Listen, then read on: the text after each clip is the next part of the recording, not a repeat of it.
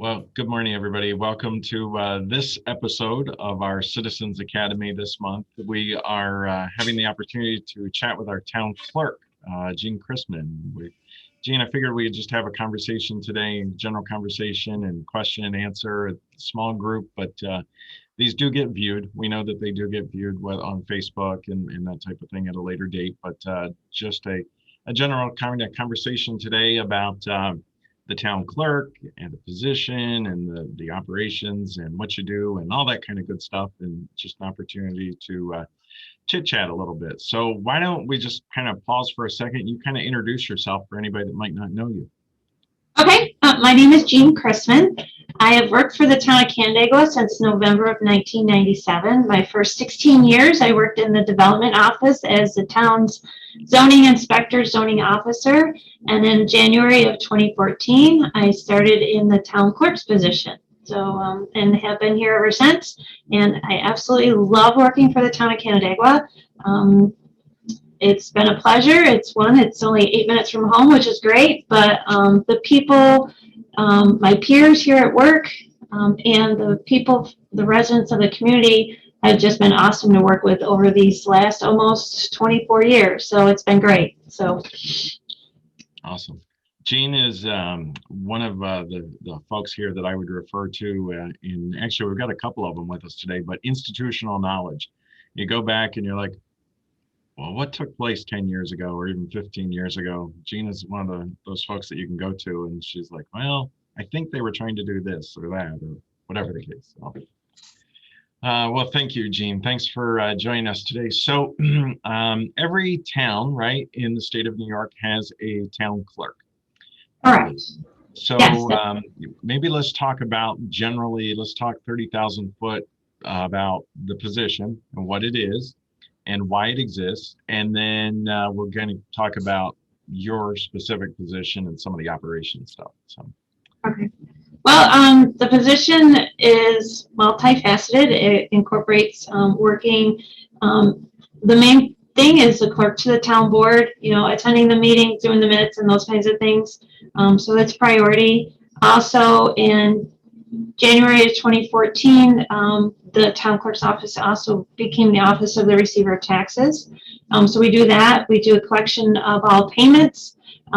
We handle death certificates, birth certificates of people who have deceased or were born here in the town of Canandaigua. We dog licenses, transfer station permits, hunting finishing licenses, accessible parking permits, FOIL requests, just a whole facet of different things that we take care of and are responsible for. To Election Day liaison to the Ontario County Board of Elections. So it's a truly multitask type position for sure. So, and the position is an elected position as the town clerk. So it is different than some of the other positions, right? Yes. Most clerks in the New York State is elected. Some of them are 2-year terms. This one is a 4-year term. And then there's others that are appointed. So. And then you had mentioned like some of the general responsibilities of the position for all towns, to being like the clerk, for instance, for the board and the minutes and those types of things.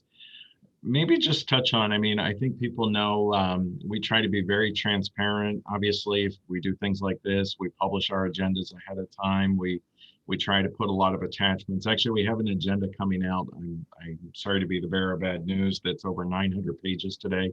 That's got with all the attachments and everything. You can think part of that is the state of New York and the 123 pages of the new cannabis legislation is part of that. But anyway, Jean, why don't you just touch on minutes for a little bit and kind of talk about some of that, and maybe even talk about how people can look at that stuff. And I can share my screen, or you can share your screen here too, if you want to put up the website or something too. So sure. Well, the minutes, they're required. New York State town law kind of really tells me what I need to do in specific time frames. So any minutes, either be the town board, planning board, zoning board, are required to be accessed to be able to be accessed by the public within 2 weeks of the meeting. And so, excuse me, unless there's an executive session and there was some decisions for that executive session, and then those minutes had to be available to the public within 1 week.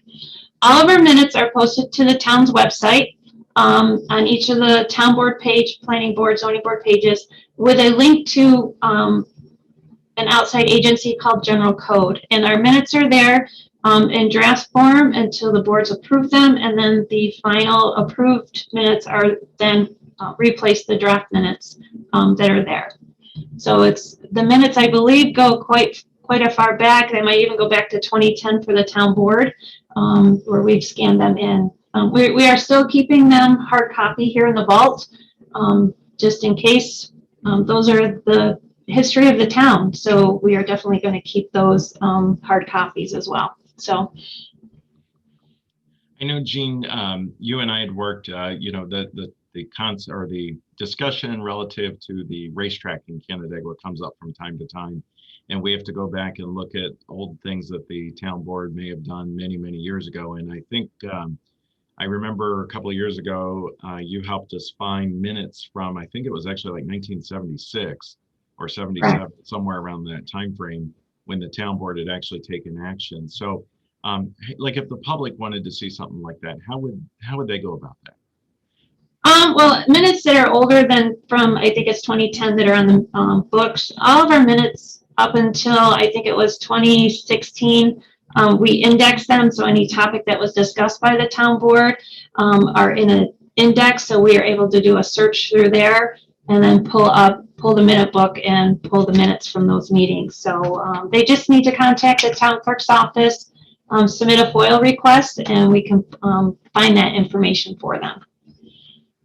I know it's very, it's not super like exciting talking about minutes, but it is a big part of what you're responsible for, because as you said, it's the official record of the town. So, 50 years from now, when we're all gone, the next entity or the next folks that are holding these positions, they can understand what happened, that there's a record of it, which is why I know that we do so many resolutions, Terry's favorite thing, resolutions, on our town board agenda, spelling out with all the whereas, telling the story of how we got to where we got.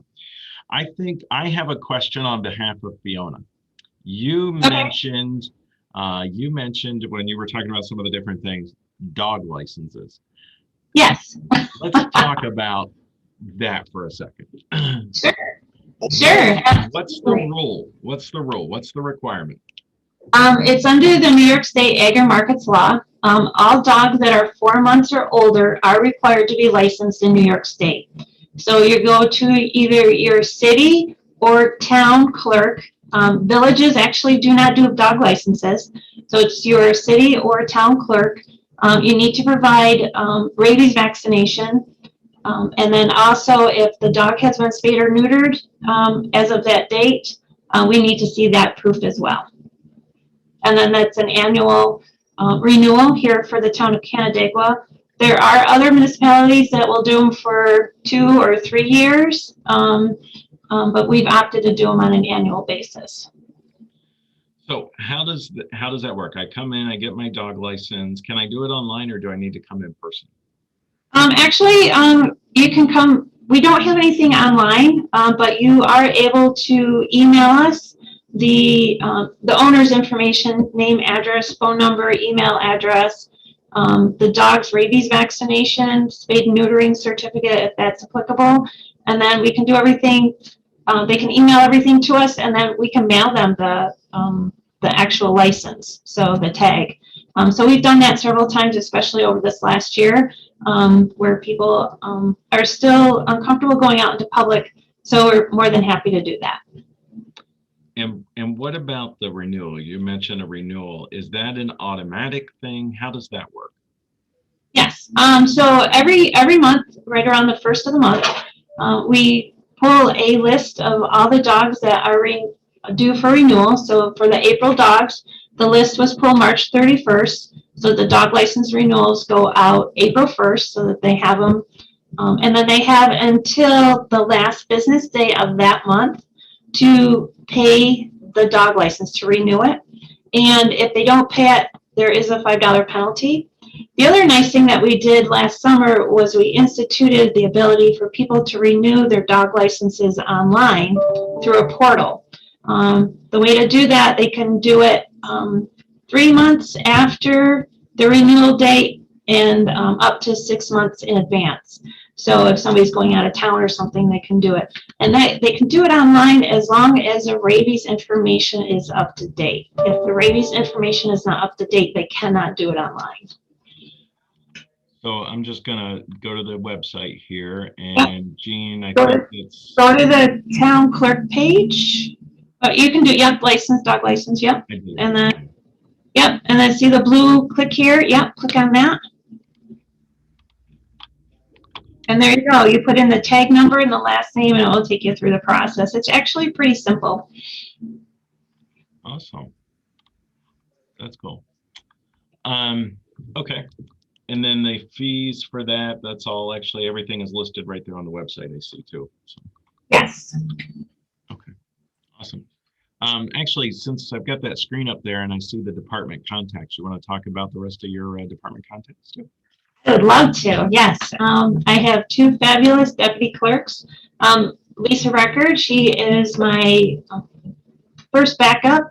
And when I'm out of the office, on vacation or at a conference, whatever, she has all the abilities all the authorizations to do what I can do. So signing checks, doing deposits, those kinds of things. And she's been here almost 3 years. And Rebecca Doyle, she is part-time, and her main responsibility is doing our digital storage, converting our paper records into digital storage. But she also helps out with water bills and dog licensings. And she's part-time. So she'll be here 3 years in July. So I'm very fortunate to have both of them. So one of the things that I wanted to make sure that each of us knew how to do each other's jobs and certain responsibilities. So that's been one of the main things, is to have procedures in place, step-by-step procedures. So we've been doing that to make sure those are up to date. So but yeah, I'm very fortunate to have Lisa and Rebecca on my staff. They just are amazing. So Jean, I have another question for Fiona. So while we're talking about dogs, I mean, this is Fiona's, I feel like, big debut here today. Fiona, are you still with us? I see you hard at work. She's here physically, but blotto. So it's my understanding that there's a dog park. How does that work if Fiona wanted to go to the dog park? If Fiona wanted to go to the dog park, first she has to be licensed here in the town of Canandaigua because her owner is a town resident. And then once they do that, they can go to the city clerk's office and get a permit through their office. I believe it's a 1-year permit, and it's $40 or something like that. And that will get them admission into the dog park that is on Buffalo Street, right next to the Daily Messenger. Yeah, and I know that I don't know if Fiona's had the chance to go over or not, Terry, but we've used, not yet. We used the dog park quite a bit last year for our dogs, Hannah and Coco. And there's a section for smaller dogs, and then there's a section for larger dogs. It's divided over there, and you get, as Jean said, you get a little card. It's like it looks like a credit card kind of sort of thing, but it's a reader that you hold up to the little electronic gate, and that allows the gate to open, and you go in there, and you do get an extra little tag. I know when you come to Jean's office and you renew the dog tag, you get a little license that goes on the dog. Plus there's a little tag that shows that the dog is registered and able to participate at the Canandaigua Dog Park. And then you can go in there, and it's wide open area. There's usually other dogs there. The dogs can run around and play together or throw balls. There's some benches there, some trees, and that sort of thing. But it's it's an opportunity where it's one of those locations where the dogs could be off leash and be able to run. And sometimes there's deer on the backside of the fence, so they can go chase towards them and all that kind of stuff. So, yeah. So, all right. Fiona, any other questions there, Fiona? I think she's still out. she's there. Too funny. Oh, well, actually, while we're talking about dogs, because dogs is a big part of everybody's life, it seems like. And I know even last year in this situation with the pandemic, right? Even I've heard stories like Lollipop Farm that they were pretty much out of animals for adoption. It seems like everybody was at home and they were adopting animals and stuff. So they're coming up on the first year here of having a dog. So as a reminder, the dog license renewals might be coming up. We might see an increase in those types of things. Are there other things that we need to touch on? I think there's a limit. Is there a limited number of dogs in town of Canandaigua? Was it 3, I think? Do you remember from the town? I thought it was 4 or more. So yeah, 3. Okay. Last time I knew the kennel definition of a kennel was 4 or more. Right. So the limit is 3. I think we have 3. You can have 5 chickens, but 3 dogs. Yeah. Right, Gary? Oh, Gary's fault. We're not talking about chickens today. I did it just as Gary took a sip of coffee. I wasn't really sure how that was going to go. So. Any comment, Gary? Gary's speechless. He is. So, the other thing that just to touch upon, people are going to start seeing with their dog license renewals that they receive in the mail. We started in April, including a 3rd size sheet of paper with just information about how to stay connected with the town through the town's Facebook page, website, and also the special emails that get sent out via MailChimp. And we've included like a QR code on those so that people can just take a picture of it and get connected that way. And so that hopefully people can stay in touch with the town and more people are aware of those social media outlets that the town has. So Jean, one of the other areas that I was hoping we can touch on, and we can touch on more if there's other things you want to touch on, but a big part of what I believe that your office also does, as opposed to those fun things like the minutes, is helping us with all of the parks reservations and all. Oh yes, very much so. My office does do all of the park reservations. I believe we have 7 parks, I believe. So each one of the parks, except for McGennick Park, has a facility that you can rent, either pavilions, halls, lodges, cabins. So we are in the process of finishing up getting the new park reservation program online for the residents to use to do their reservation. So if it's a weekend, they can go online and see what's available. The goal is the end of this week to definitely, I know I keep pushing that off, but the little things pop up that we have to figure out before we can take it to the public. So the link is there on the town website. If you click on it, it will say it's unavailable at this time. But we're just doing the final touches. Lisa and I are doing a webinar today at 2 o'clock.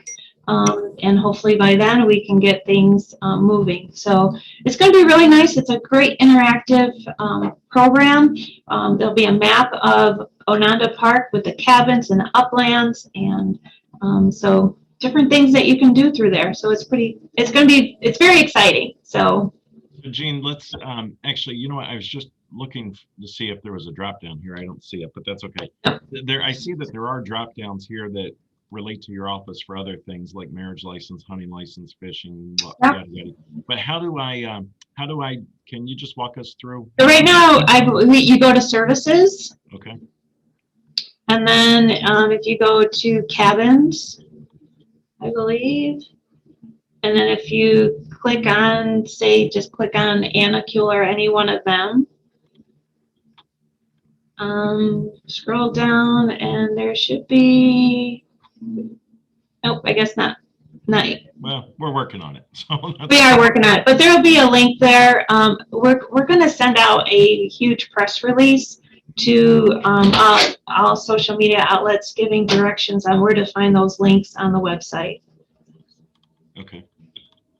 So they'll be able to do that directly through the website.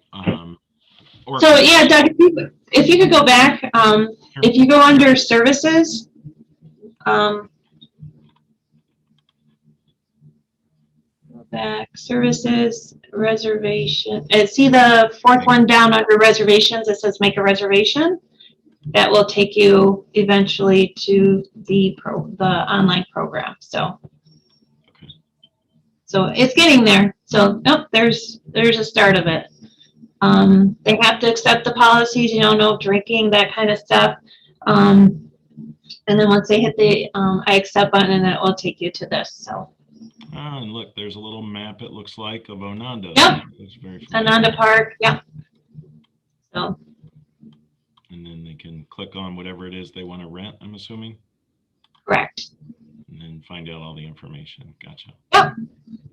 So it's going to be awesome. Looking forward to it. Just got to do the final tweaks to it. So.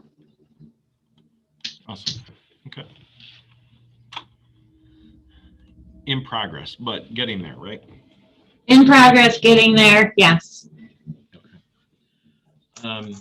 Jean, what other, and then obviously in terms of the rentals, we've got the cabins, the pavilions.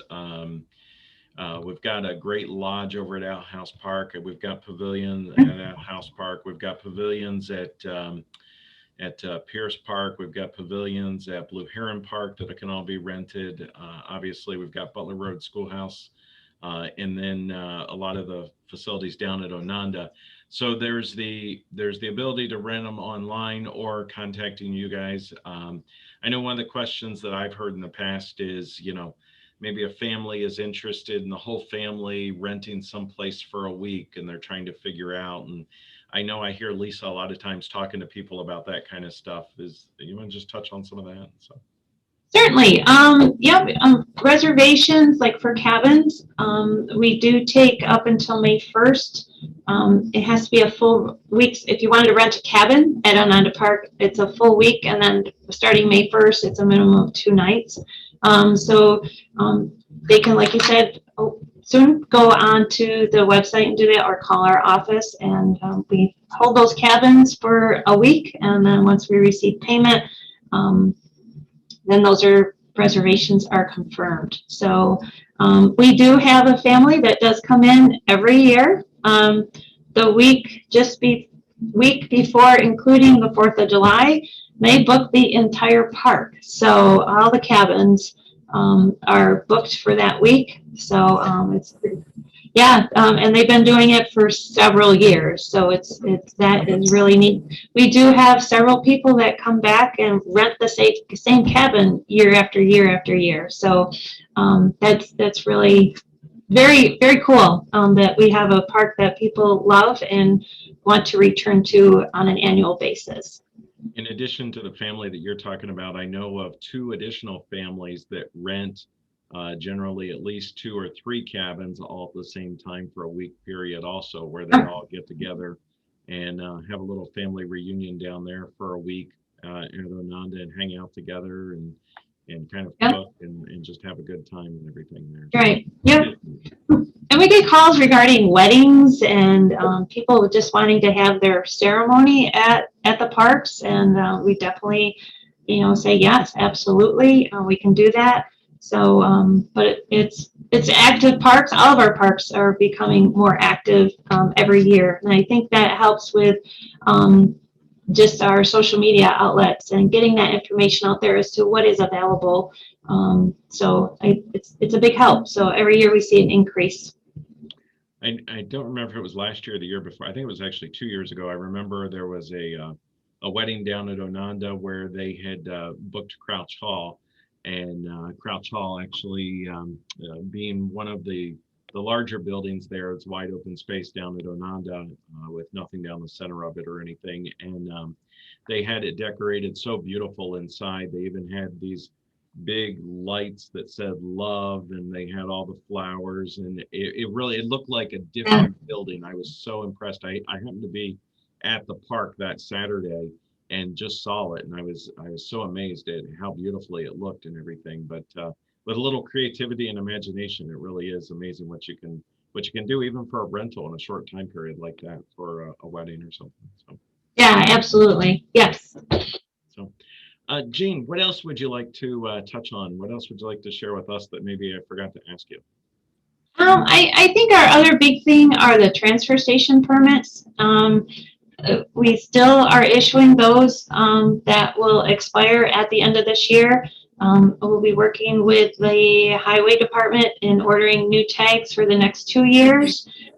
So that is another big thing. We just need to see vehicle registration or proof of property ownership / residency, because we do have people that live in apartments that use a transfer station. Those are the big things. So those are issued. Like I said, the current ones expire at the end of this year. And then we've been telling people to start coming in December so we can get them new permits for the next 2 years. So those are very popular. We issue quite a few of those every week. So that popular. The other thing I would like to touch upon is FOIL requests, if we could. FOIL request is when anybody would like to have a copy of a town record, be it a copy of meeting minutes or a site plan from 10 years ago, or even a current site plan that's under review by the planning board that's not available on the website. Any copies of those kinds of things. Those requests do need to come through the town clerk's office. We are the records management and access officers for the town. So all of those requests do need to come through the town clerk's office. Our departments have been great and forwarding people, referring people over to our office to make sure that those requests are handled, and because we have to document what people are requesting, and we have to keep that information for 6 months on records. So that was the other thing I wanted to touch upon. But I mean, a lot of different things the town clerk's office does, but those really are the main topics. So, but yeah, any other questions for me? Terry, Gary, either one of you have any questions? And I know we have, I see we have 6 people watching through Facebook Live. I know that you can't speak and ask question, but if you'd like to ask a question in the chat box, I am monitoring that, so feel free to do that too. So, if anybody has any questions. I was curious, Gene, last year, you touched on this earlier about the, with the pandemic last year. I think Doug mentioned something about the lack of available pets for adoption. Did we see a big uptick in the applications for licenses that kind of matched what happened last year? We saw a small uptick, but not anything significant. Okay. No. No. August is our big, yeah. Back in 2017, we conducted a dog enumeration, which used to be required to be done every 5 years. Now we are no longer required to do that. So August is our big month. We usually have well over 200 dog licenses that are being mailed out. But generally, it's between sometimes 75 to about 120 dogs per month that license renewals that we send out. So. Okay. All right. So there's not like one. Just curious. With all of the everything that we have on the town website now, it's been continually added to over the years. Do you see a drop off in people like calling and asking questions versus going to the website and finding the information themselves, or is it pretty level over time? Or we've seen a slight decrease, but now it's leveled out. Yeah. Our website is pretty detailed and has a lot of great information on it. People still do call and ask questions about things that they just don't have a full understanding of. So we kind of walk them through the process and kind of get them through that. So. Okay. And are we starting to is the pile of the orange transfer station hanging stickers, if you will, is that pile Yep. going down, hopefully? Oh, yes, very much so. Yeah, when we first got them, well, about a year ago, my tote, my Rubbermaid tote was full. Now it's getting to the point where, yeah, if we weren't going to be switching over the next 2 years, we'd need to order some more. So, Good. yeah, so yeah, people like the hanging tags. They certainly like them much better than the stickers, because the stickers fall off, they fade, and people forget to renew them. So I think these hanging tags are definitely gonna help Yeah. over the next couple of years to make sure that people are residents of the town and that proper people are using the facility. Yeah. So, Well, certainly over the next few years, it's not really a topic here, but over the next year or two, we're going to see a lot of not changes necessarily, but yeah, probably changes in the way the transfer station operates, and the county is, driving towards some new concept in how the whole system will work countywide. So it'd be interesting to see that unfold. So yes, that will be very interesting. I'm looking forward to that. yeah. Well, maybe you can set up a couple of desks out in that parking area, and have people stop and pick up. I've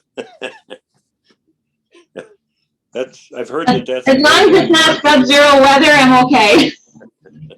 Yeah, or maybe drive through the highway garage, so. Yeah, exactly. We can figure out something. Yes. Gene, one thing that I, you brought up that I hadn't thought about in quite a period of time is the dog park.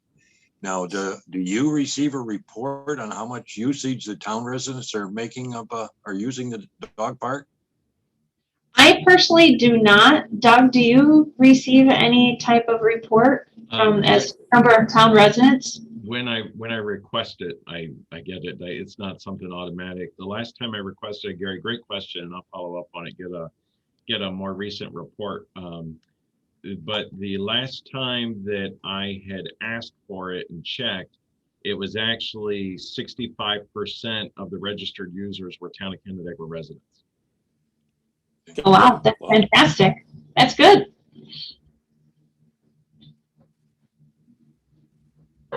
Now, do you know if their numbers are increasing, Doug, as well? There's more and more people using the dog park?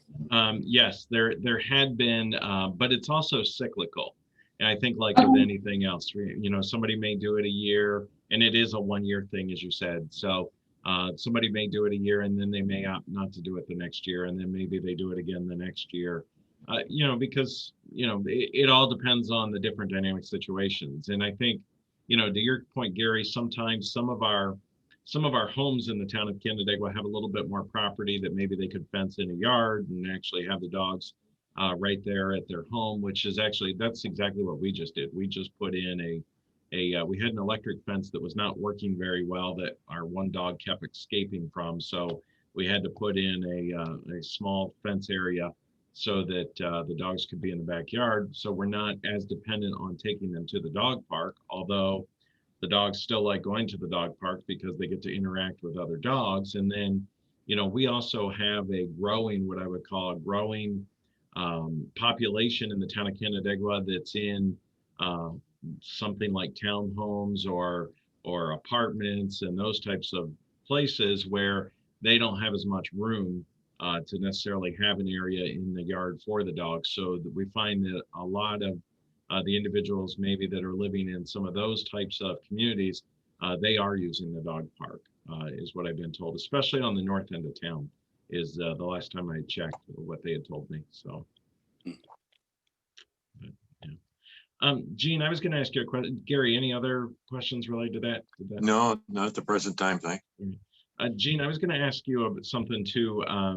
You touched on records retention and, in the whole management of the town's records and those sorts of things. I think about, a couple of weeks ago, we went up to the museum in Rochester, the art museum, and we walked through and we saw, even in the art museum there in Rochester, a fantastic opportunity to walk through that. But some of the documents are behind sealed containers and the humidity is controlled just so, and all those types of things. And I think about like over the years when I've traveled to Washington, D.C., and I see some of the big facilities, the National Archives and all those types of things where all that stuff is very tightly controlled and monitored and that sort of thing. And I think on some scale, you do the same thing, just a little different scale. But I believe, you and I had talked at one point in time as we were talking about this conversion to digital for our records, that I think you're responsible for in excess of 15 million records or something or other like that, crazy number. Right, yeah. You wouldn't even think about the town of Canandaigua having Right. that many records, but there are. And I think that you have some of the same controls with your vault system, right? So That is correct. Our vault is temperature and humidity regulated because you don't want too much humidity. If you have too much humidity, it actually creates mold on the paper. And that's something you definitely do not want because it destroys the records. But you don't want them too dry because then they get fragile and they break and brindle and all that stuff. So, but yeah, so we do have a vault that is 2 levels where there's storage in each level. We have archival records, and then we have inactive records, and then we also store in the vault court records. So so that way they have a safe place to store their records as well. So Lisa kind of helps me out with maintaining the vault in terms of retention. Every year we go through, and anything that can be destroyed, we pull those records and have the department head sign off on them, and then I do the final signature, and then they get destroyed. But any permanent records will eventually be put into the digital storage of Laserfiche, so that way it's there forever. So that's the goal, and hopefully we can get that. It's going to take quite a few years to do. Like I said, Rebecca's been here. It'll be 3 years, and we're still working on the development office files. So it takes a while because you got to put things in order and make sure permits and that are together with a certificate of compliances, and it takes time, and especially when you have some properties that the files are 6-8 inches thick, so there's a lot of information there. So we just want to make sure when it gets into that digital storage that it's correct. And then you mentioned the development office files too. So obviously we're all town residents, and probably a lot of the folks watching this are town residents. There's a property file for every single parcel in the town of Canandaigua relative to that information that you actually then have. So what if I wanted to see what was in my property file? How would I go about that? Well, if you wanted to see what was in your property file today, you could go to the development office, and they can, if it hasn't been digitized yet, they can pull the paper file out, and you can sit through and look through the file. If it's been digitized into Laserfiche, then they have the program back in both conference rooms, and they can pull up the program and show you the documents for your property that way as well. And I'm not so sure that a lot of folks understand that is there. I know when I bought my house in the town of Canandaigua in 2019 or 18, whatever it was, I actually looked at the property file because I could see that there was a shed on it, for instance, and I wanted to see if there was a permit that had been issued for the shed and a certificate of compliance, and that was there. And I could actually even look at the old building permit applications that were there, and even when the house was built, and I could see the setbacks, and I could see all that stuff that maybe I need, maybe I don't, but it was a little bit of peace of mind for myself, knowing before I even went to closing, that I just kind of took a look at it and made sure it was all what it should be. And I know that we all pay attorneys, real estate attorneys, to do all that kind of stuff too, but a little extra peace of mind for myself. So absolutely, definitely that's one of the big FOIL requests that we do receive is certificates of compliances or final inspections for houses, decks, sheds, pools, finished basements. So it's a big topic. So we sometimes, like I said, we have to go back to the development office, pull the file. Sometimes it's on Laserfiche. Some house plans, because of the year the house was built, another way of keeping storage, it's on microfilm. So we have a microfilm machine here that we can view. And if people want copies of it, we take them to the county archives and they print them out for us.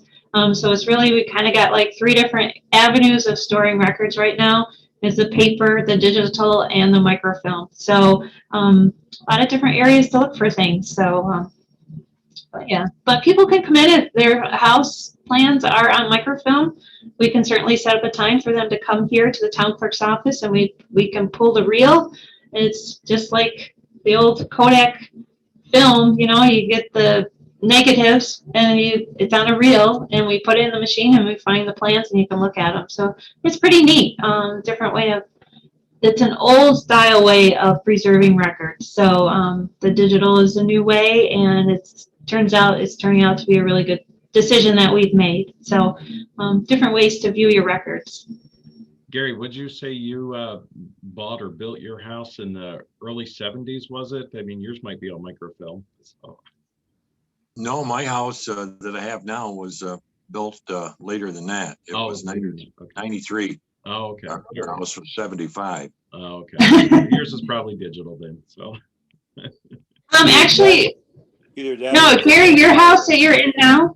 Gary, your house that you're in now was built when? 2000. I said 93. It was built in 2000. 2 or 3? Okay. 3. So your house plans would be on microfilm. Oh. So. Interesting. Yeah, it was about 2016 is when we stopped doing that, because we knew we were going to a digital storage environment. So to save the town a little bit of money, we stopped doing that, and so that way we could just put them into Laserfiche when it came on board. So I think it was 2016 or 2017 is when we stopped doing the microfilm.